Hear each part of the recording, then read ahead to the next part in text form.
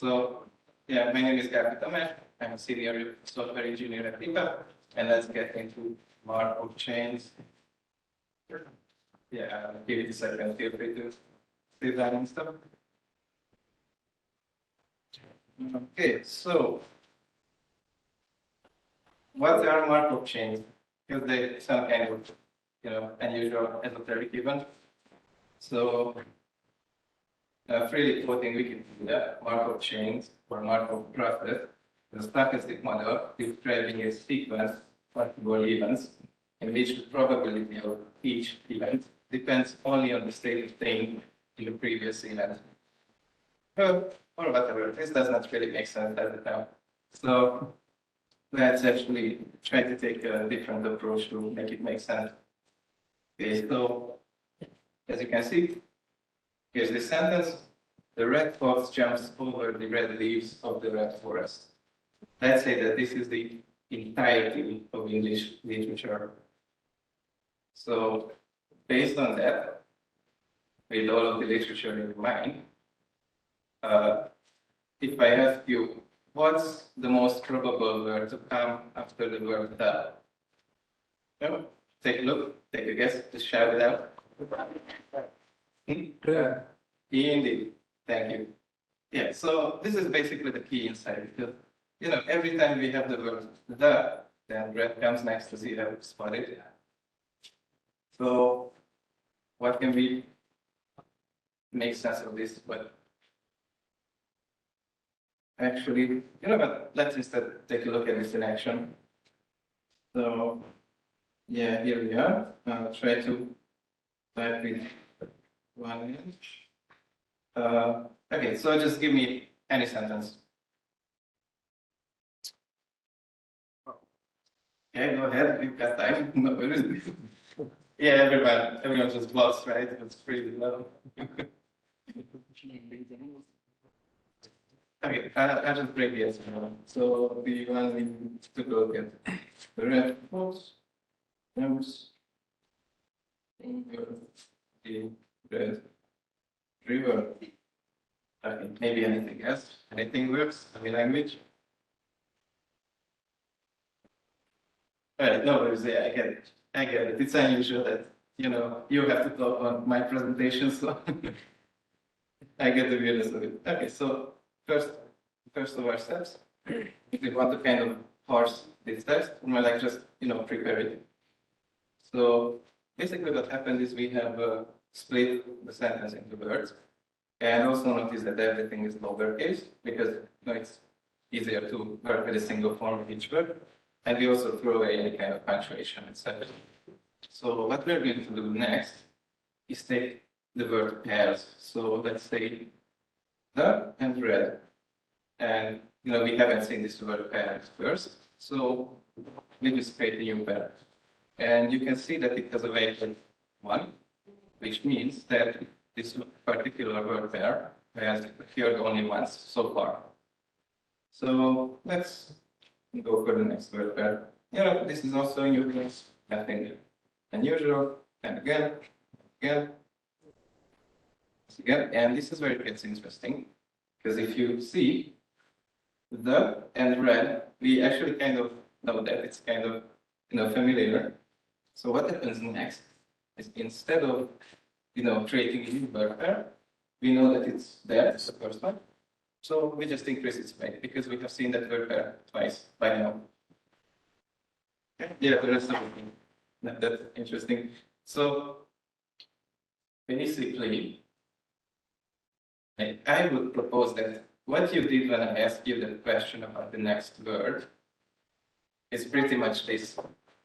If you take a look at it, we have a list of word pairs. Like what's the current word, what's the next word, and how often has it appeared so far.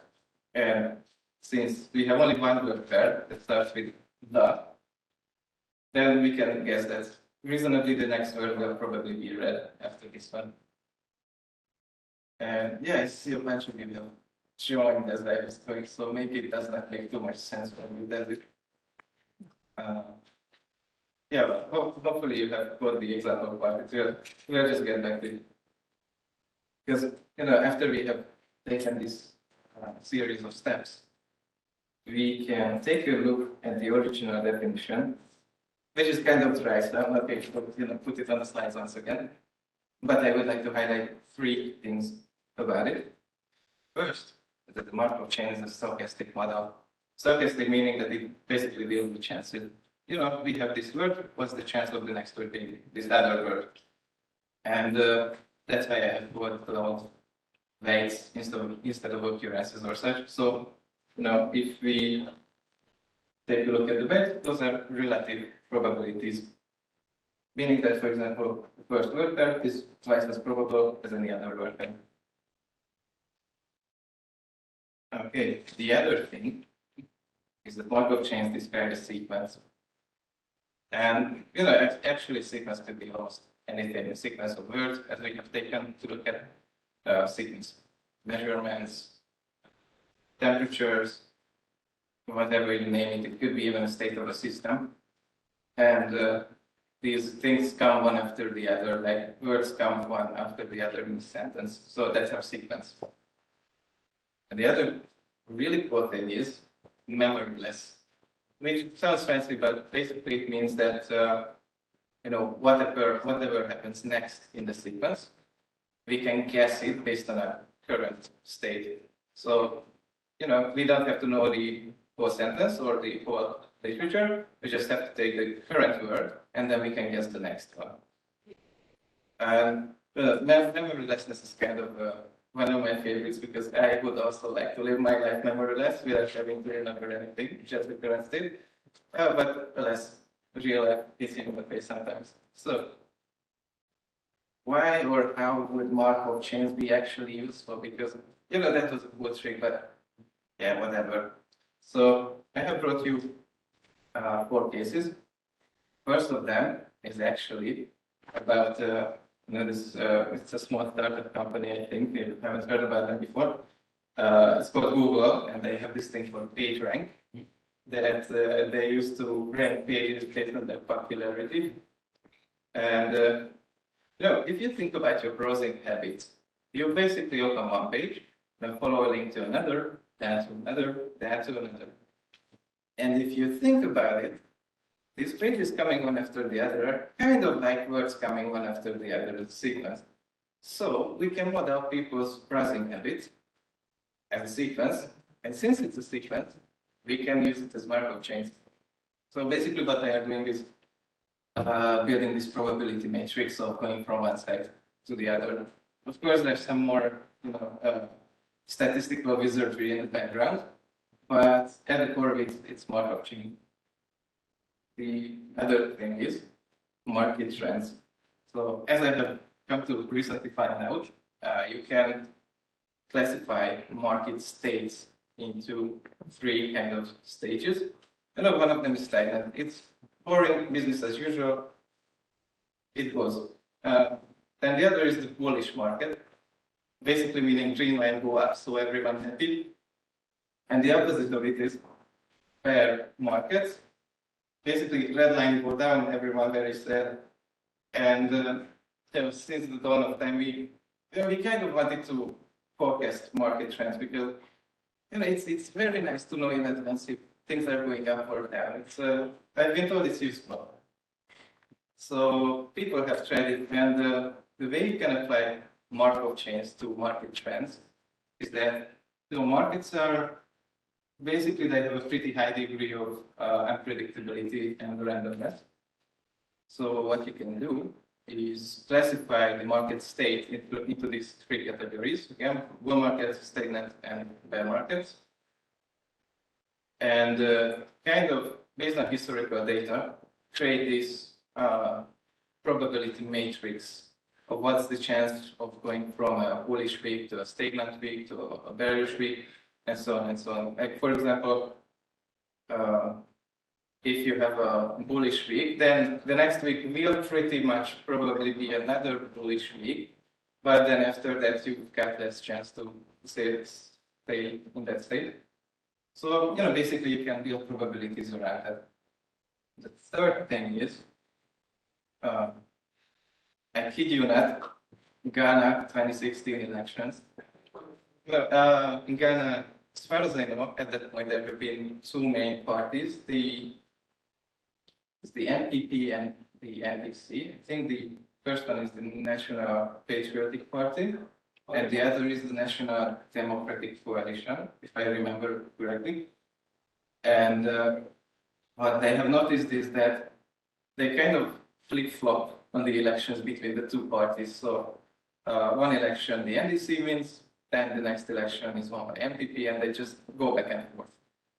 And the other important thing is that before elections, parties would kind of like to get an idea about what's the expected outcome, so they can tailor their communication or their strategy in general, which is a bad word.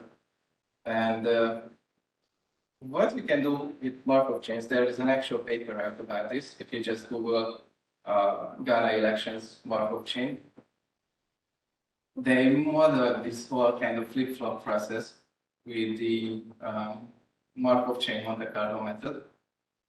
And they kind of predicted that the next election could be close call. And I have checked the results afterwards, and they were kind of right, pretty close to the actual results, not just in closeness, but which party won as well, which I do not remember, but they were close. But feel free to check it yourself. And the fourth one, actually, before I go to the fourth one, I'm not sure I mentioned, but in case you have any questions, do not ask them at this moment. So we will have some time at the end, so we can discuss that. All right, thank you. So short break over. Let's go for the next one.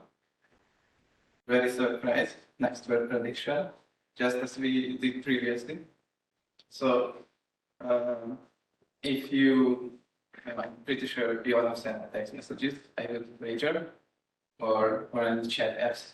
So there's this bar that suggests the next words after your current one. Yeah, that's one option.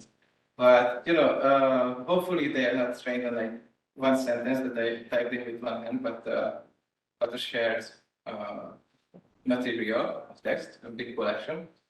But also, if it's one of the more well-made implementations, then it also takes into account the things that you type. So if you use a particular word, whatever comes to your mind, and you type it a lot, at some point you notice that it just comes up more often in the suggestion. So that's one of the better made implementations. Okay, so let's actually predict some words. Okay,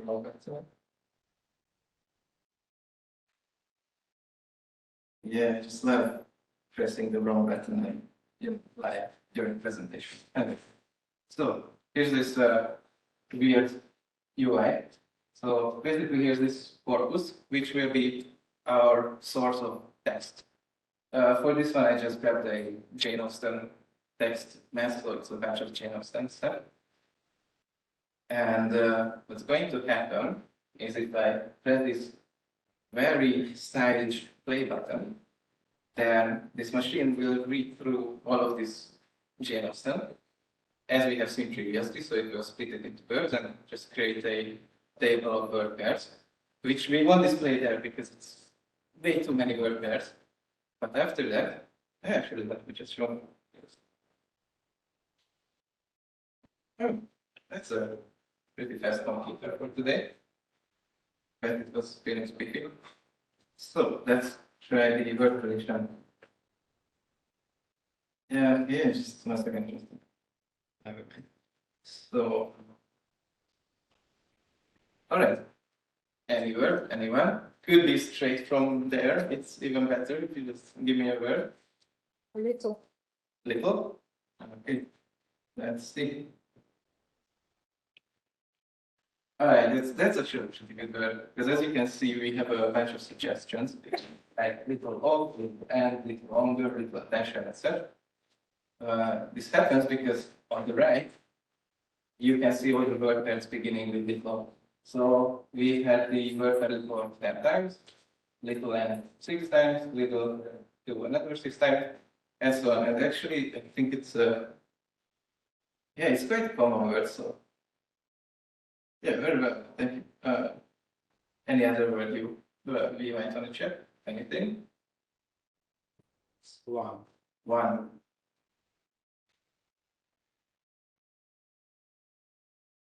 Yeah, it's kind of struggled with that. That's also the word. Yeah. We've got suggestions, and we can also see the word there. So one off, pretty common. One day, that's also kind of common. One cannot. Well, I do not want on this kind of speech, but yes, it's also there a bunch of times. And one could. So yeah, hopefully by now you kind of get the idea. We just have what's word pairs, and we can use it. So I can actually start typing and take the suggestions, and it's kind of not similar, but kind of like Jane Austen just giving us suggestions like, hey, let's say her sister and it will be some literary masterpiece. Let's go. Okay, yeah. So okay, we did some text prediction. Why is this interesting? Why would I share this with you? Why would I talk to you about it? But first of all, because I personally think it's really cool. So that's the reason for me enough. But the other thing is that it's something that I actually really like about programming that may not be obvious at first, especially I don't know if you're getting into this field. Yeah, I'm not sure. Which year are you most of in? First year? What? Second year? Nice. Third year? Oh yeah, so we get a bunch of advanced guys as well. Real nice to see. Okay. So yeah, so you may or may not have encountered this, but one thing that I really like about programming is simple things can produce complex outcomes. Like, actually, this whole Markov chain thing is, yeah, I've talked a bunch about it, but it's really, really simple. You just build a bunch of word pairs. Like, yeah, I know this is my job and stuff, but for me, the Markov chain implementation part was something like 30 minutes. So the rest of the time I spent messing around with the UI while working on this. So yeah, I think you could also like do this in a weekend or something. And in fact, I really encourage you to do it. To just build this in a weekend or whenever you have free time, and do send me an email if you like to. I will be happy to read them. Sometimes I'm a bit slow on catching up with my emails, but bear with me. No, I'm happy to review your code or just have some chat, whatever. Yeah, my address is actually my name with an underscore in the middle. That's my field with the slide at my company. But also while you are checking on things, do take a look at careers.epam.hu. It's not necessarily just job offers, but there's also, if I remember, a student section there. So feel free to take a look. Also check out our Google. It's you walk out that way and it's right there next to the entrance almost. And yeah, if you have any questions, this is your time to shine. So any questions, anyone?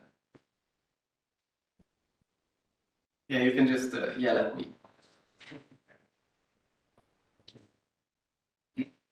Is the Markov chain used to predict the weather?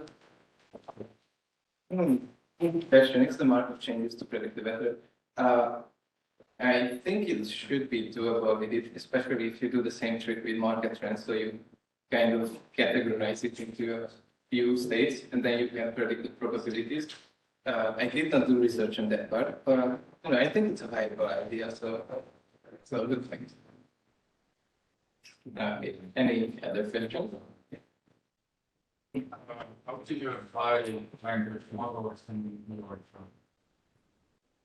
Well, that's a good one. I personally don't, unfortunately, but yeah, it's kind of a new field. So we are all looking at it and doing some research. So I personally do not work with LLMs at my job. As far as I know, there's research being done on how we can use this in our enterprise setting. Yeah, hope that makes sense. Okay, anybody else wondering about anything else?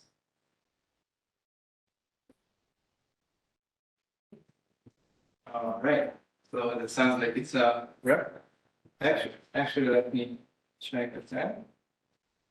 Yeah, good news. I have some time left, so I can just stay around here and do my MVC behavior or whatever. Also, if you'd like to, have a chat, discuss either about Markov chains, programming in general, because again, I'm a senior software engineer at EPAM, so I can share some experiences, or just questions in general, feel free to walk up to me, look at my face. I take kindly to that. Or, again, take a look at that. Well, yeah, that's a wrap.